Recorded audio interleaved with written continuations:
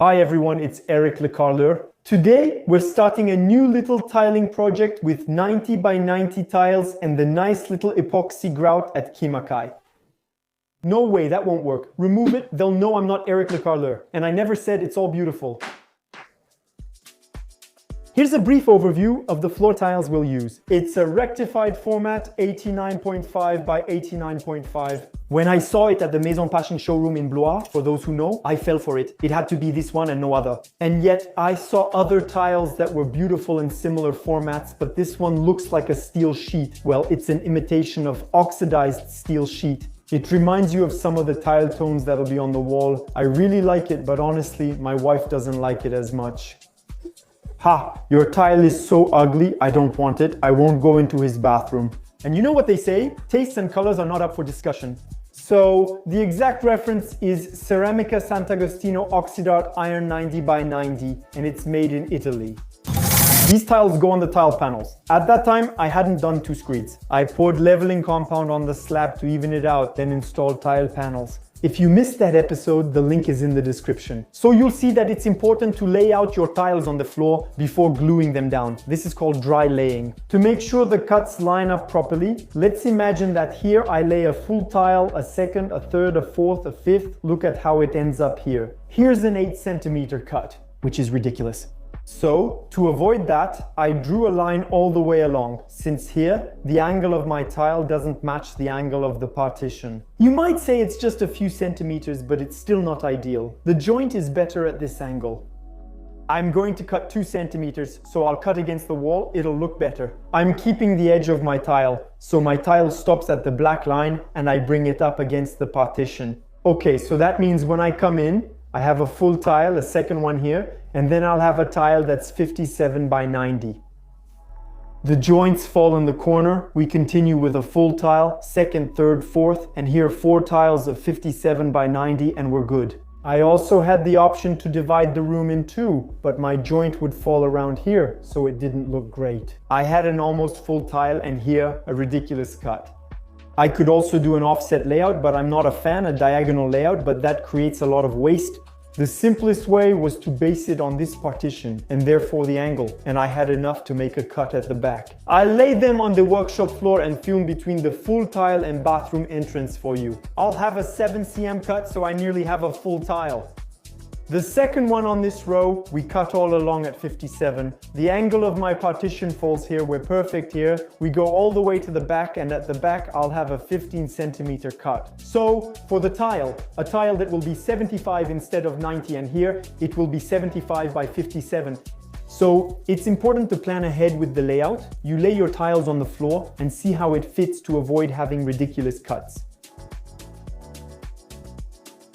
Well, I don't feel like going out. The tile cutter is a water machine, it's really good. You put water in the tray and there's 0 dust. But for the few cuts I have to make, honestly, like I said, I don't feel like it. So we're going to use the angle grinder, the diamond blade, it's brand new. You might see some chips with a diamond blade at first, but after 3 or 4 cuts, they usually stop.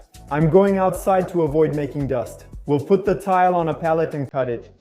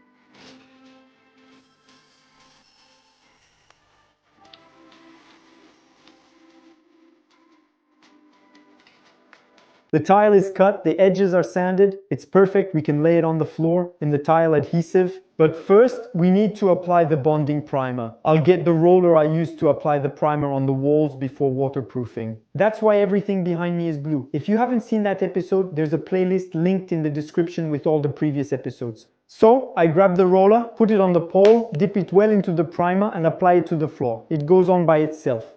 Let it dry for 1 to 3 hours if you want. Then we apply the glue and lay the tiles.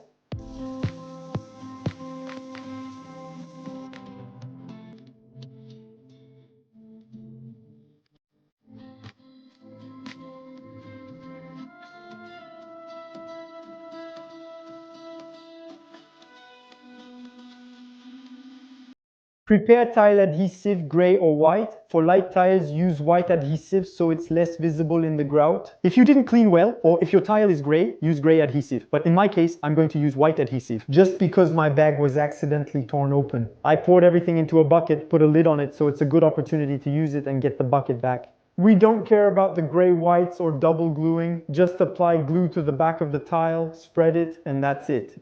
We use a base and spacer, tighten the pliers, and the tiles become flush.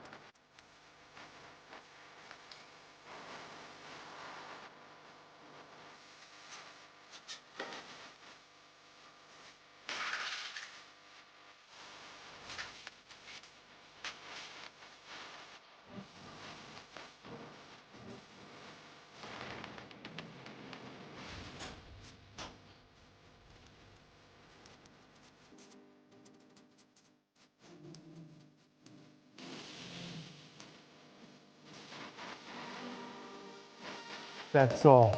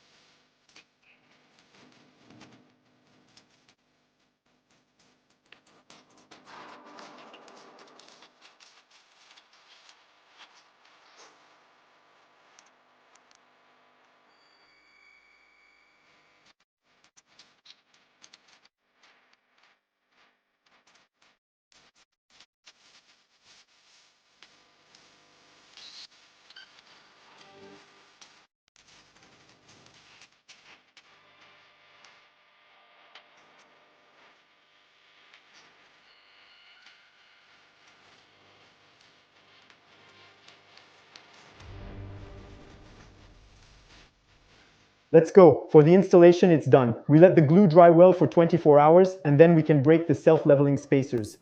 Here I'll need to make a threshold bar, probably out of plywood or pine, it doesn't matter. To compensate for the difference between the tile, adhesive and temporary polyvinyl chloride slab, since tile will eventually be installed here. I'd like to use the same one, but as I said, my wife doesn't really like it. We'll see how it turns out over time. If she likes it, it'll be the same. Otherwise, it'll be a different one. But for now, I need to put in a threshold bar to avoid breaking the edge of the tile. Okay, so plywood, whatever, it's just temporary.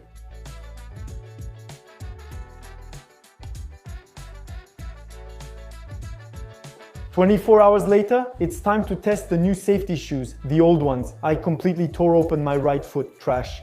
I got some new ones, I ordered them. 48 hours later I had them, and we're going to be able to test them, break them in with the self-leveling spacers. And the importance of cleaning the joint well is that it's spotless even if there's a little bit left. Cut with a utility knife, swipe with a spatula, and carefully remove excess grout without damaging the edge.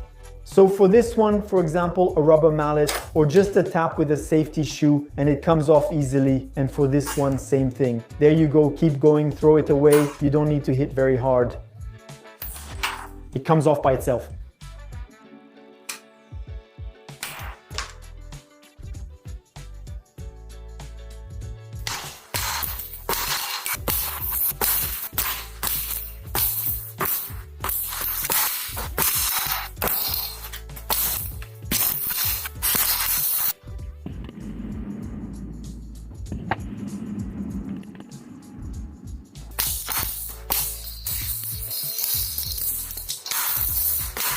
We're ready to apply the epoxy grout to the bathroom floor now that the tile adhesive has dried. I scraped where there was a little bit in the joints, and most importantly, I vacuumed, so the joints are spotless. We're going to be able to apply epoxy grout. And why epoxy grout?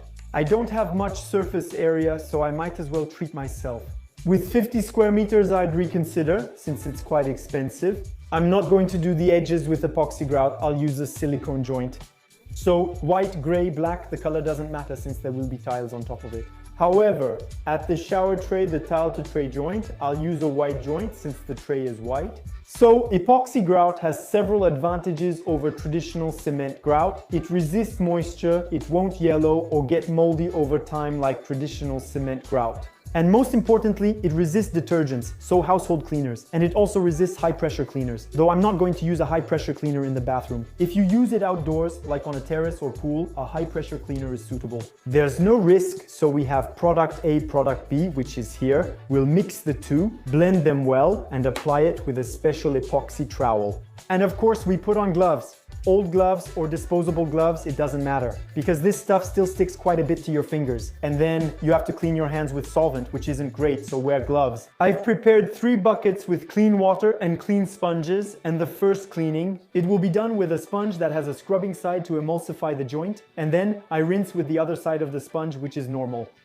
Second bucket with clean water and a sponge, rinse. Third bucket, rinse again, and do a 4th rinse if desired.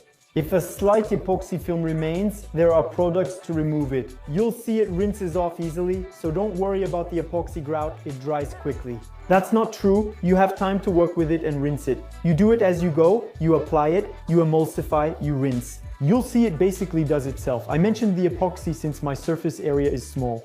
But the sensitive point is along the bathtub and, well, the junction between the shower tray and the tiles, the joints. In that sense, I don't want them to get moldy and yellow over time and for moisture to seep in. That's why I use epoxy grout. We mix it, apply it to the floor, and it essentially works on its own.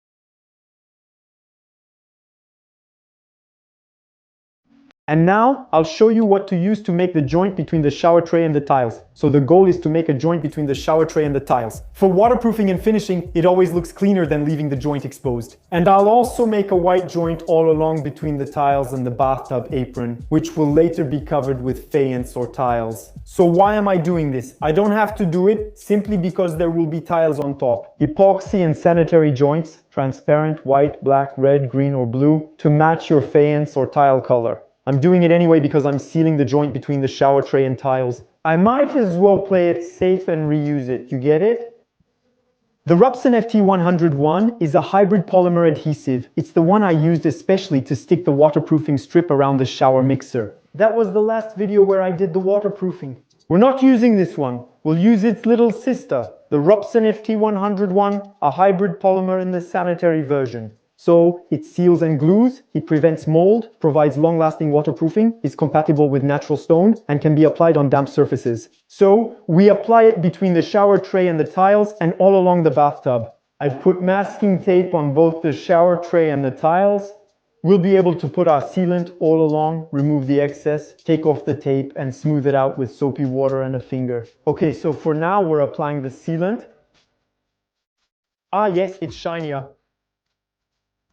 So I'll make a side note about the FT101 sanitary version, and the fact that it's shinier is the classic version. See? And then, with a small piece of wood, we remove the bulk of it. Now we can take off the tape and pull it out. There you go. Soapy water. We put a little on our fingers and then smooth it out. Sealant won't stick where there's soapy water. So then we try to remove as much soapy water as possible. We dip it in. And so now we let that dry and continue along the bathtub.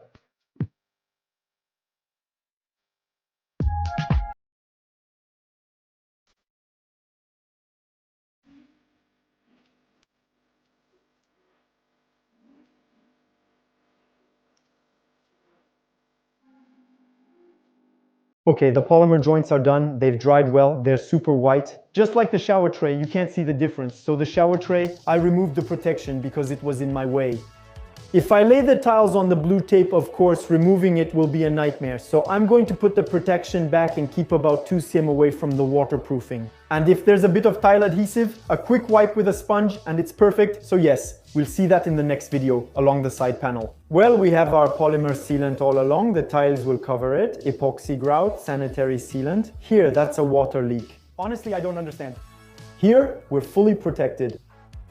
Here, it's also done along this panel. It's just this panel that I haven't done because I'm supposed to apply my second coat of tinted plaster, then varnish once the varnish is dry. I'm installing baseboards, but should I cut into this tile? I have some leftover pieces of tile. Of course, I'm cutting baseboards of 3, 4, 5 cm, but I'm not really a fan of tiled baseboards. I'll add an aluminum profile along the whole length, either in aluminum or black, color doesn't matter. With an LED strip, it's optional, the LED strip, but it can light up either the floor or the panel. We'll see. As I said, I'm not a fan of tiled baseboards. Okay, so all of that is done. Next step is tiling bathtub shower tray. We're going to install extra large tiles, you'll see. And for the floor, the epoxy grout, the tiles, it's perfect. Honestly, I'm a huge fan of the tiles. I think they're just beautiful.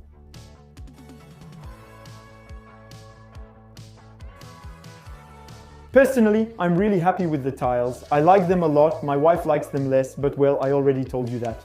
All it takes is for her to say, oh no, the tiles you're putting on the wall, I don't like them. And that's it, it's over. I've really hit the jackpot. She saw the wall tiles and seems to like them, but that might change after installation. As for the floor tiles, they go with the wall, which is tinted plaster. We'll discuss it again after I apply another coat and varnish. If you haven't seen this episode, the playlist with all episodes has the link. The color of the tiles with the tinted coating looks great. It's great knowing the back wall. I explained it in the coating video. We'll add tiles, otherwise it looks too much like a tomb, especially since the ceiling must also be painted a dark color. But otherwise, overall, I really like it a lot. Next video, it's going to be the tiles on the wall. You'll see the tiles. They're also extra large tiles, but in a different format. And then grout and everything, epoxy. Okay, so we have quite a bit of work, but it's moving forward. We're working on the finishing touches. That's always what takes the longest. And then we'll be able to paint the ceiling and take a bath. Thanks for watching. Happy do-it-yourself. Take care and see you soon.